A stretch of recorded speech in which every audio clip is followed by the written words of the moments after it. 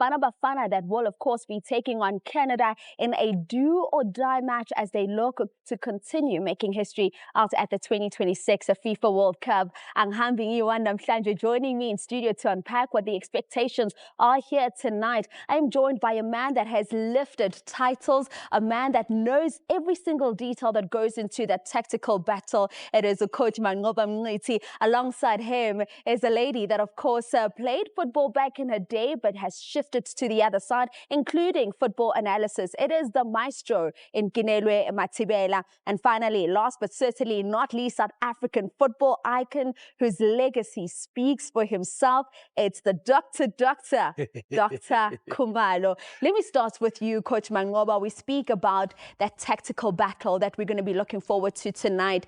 As a coach Hugo Bruce, how do you think he's approaching Umdlalo namhlanje, looking at the journey the team has traveled so far?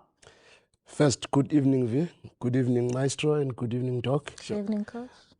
It will be very interesting to see how Hugo is going to approach this one. But credit must also be given to him.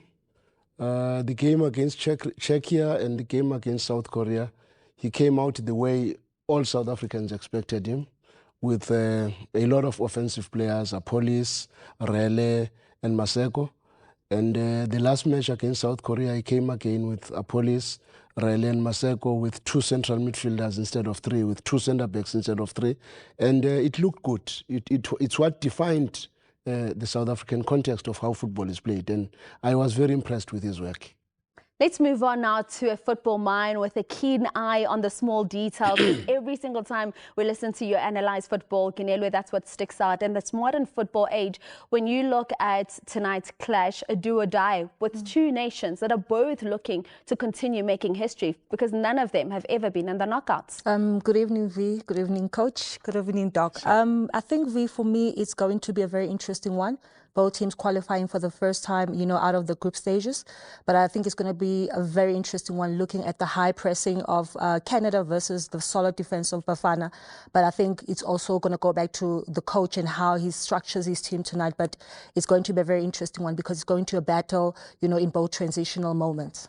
Doc, we look at tonight's fixture, certainly one that we're going to need our BMT players to step up like we saw them do against South Korea. Good evening, guys. Nyakuthemba niyaphila asithukanga sonke. But Vi, firstly, let me start by saying happy birthday to Phil Raul Masinga. May his soul rest in peace.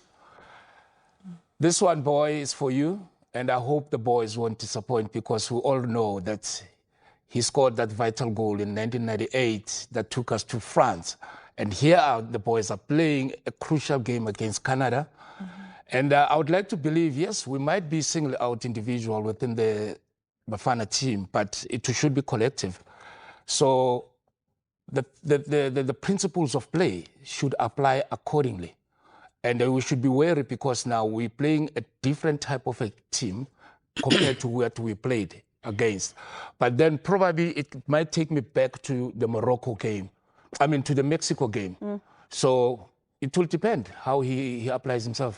Says game Mexico, because we know that this is where the journey started for South Africa. But amidst, of course, of just us building up to this very important game, there are watch parties all around South Africa, and one of them is taking place out at McDonald's in Rivonia. And we do have a lady on the ground there, Lerato Khanyako. Very good evening to you, Lerato. We hand over to you now.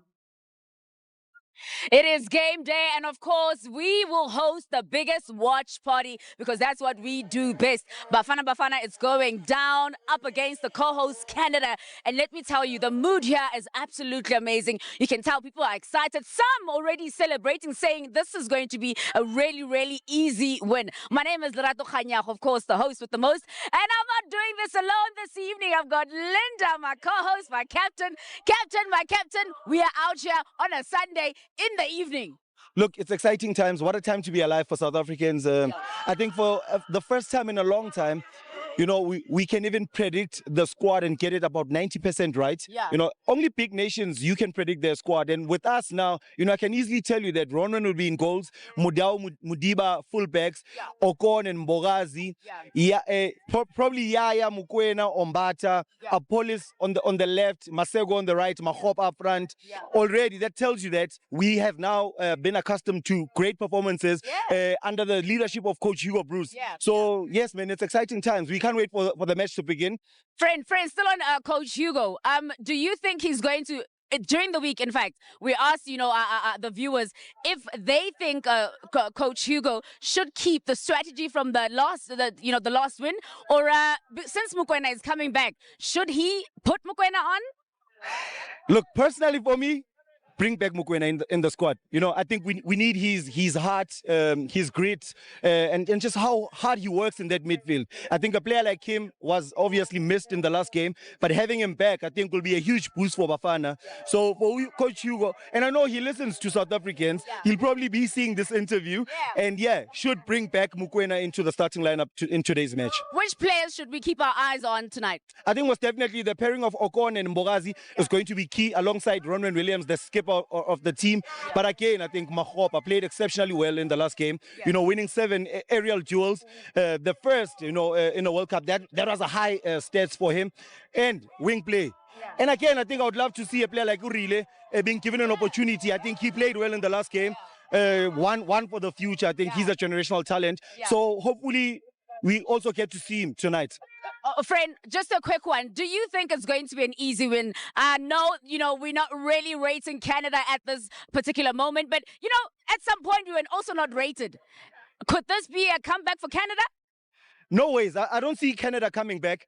I think, like I said earlier on, is congratulations in advance for Bafana for reaching the round of 16. That should tell you that our problems now is seeing who goes through between Morocco and the Netherlands, and then we'll start focusing on them. But for now is a straight win for Bafana going through to the round of 16. Linda says it's going to be a straight win for Bafana. I'm saying it's going to be an easy one. But you can catch all the highlights, all the action, in fact, right here on S3 and all SABC radio stations. Come join us. Get free food, get free drinks. We're coming to you live from McDonald's called Rivonia Square, and this is where the party is happening. The only watch party that matters right now. Back to you, V. Absolutely. So, of course, if you're not watching the encounter on SABC 1 or SABC 3 or SABC Plus, you can certainly make your way to that watch party out in Rivonia, that is at McDonald's. And, of course, we're also on the SABC Sports channel. But we speak about the round of 32 and what this road to the final is looking like. You look at those matchups. You've got Germany coming up against Paris. You've got France up against Sweden. You've got, of course, the big one today, South Africa up against Canada. Let me get your thoughts just in terms of when you look at this round of 32, Coach, your standout fixture. There are quite a number of standout fixtures there. I'm looking at Portugal versus Croatia. That's going to be a very, very difficult match. I know a lot of people think it's going to be easy. And I'm looking at Cote d'Ivoire and Colombia. It's not going to be an easy game. I know people want me to talk about Brazil, France, but I just want to focus on these games that everybody thinks will be easy, because that Ghana, Colombia is not going to be easy. That Cote d'Ivoire versus Norway is not going to be easy. But we've got a lot of standout fixtures. A lot of standout fixtures, as you can see. Doc, let me come to you, because for the first time ever, we have 9 African nations that have progressed to the knockout stage of the World Cup. Morocco, South Africa, Cote d'Ivoire, Cape Verde, Egypt, Ghana, Senegal, DR Congo, and Algeria. The only one that went to the World Cup and has not progressed is Tunisia. How big is this for the African continent? 90%. Looking at Europe, Ocean, on all that. But then, Niti, well done, Africa. You have answered Europe. There's so much that has been said before it was announced, after it was announced, and I was so disappointed that people that mean a lot in football are the one that actually baqindezela Africa. But uzibuza ukuthi Europe njengoba iphethe abafana abaningi kanje ababuye eAfrica, yini engake yenzile iAfrica wrong? So this proves right ngoba uNkulunkulu uyabonisa ukuthi hey akusiyini decide I will decide Africa 90%, the rest bayasilandela. Absolutely love it. I will come to you. Just did okay. You're making me feel